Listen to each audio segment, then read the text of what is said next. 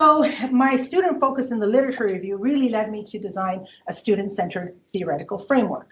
So based upon humanistic and motivational theorists. So starting with Dewey.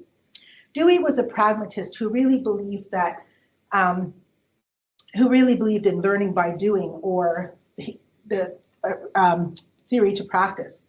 And he also believed that learning was derived through prior experiences, and that teachers are facilitators who guide students in helping students actively be involved in their learning and also in goal setting. Rogers shared the same views as Dewey, but Rogers, this Carl Rogers shared the same view, but he really said that more responsibility should be placed upon the students.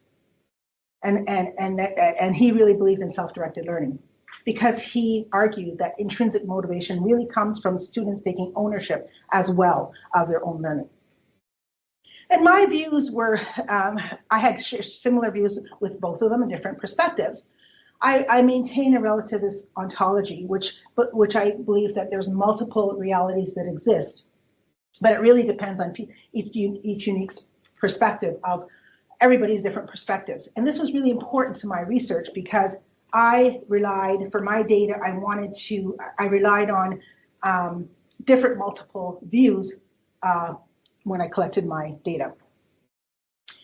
And as a interpretivist, constructivist, and pragmatist, I also believe that learning is constructed through prior experiences, meaningful social interactions, and the application of theory to practice. And so I took into consideration Dewey's and Rogers' views that were so student-directed, and that led me to the self-determination theory by Dici and Ryan. And what they indicated was intrinsic motivation is triggered by a combination of all three things. One, that students feel competent, that they have a sense of autonomy, and that they have a sense of belongingness through relatedness.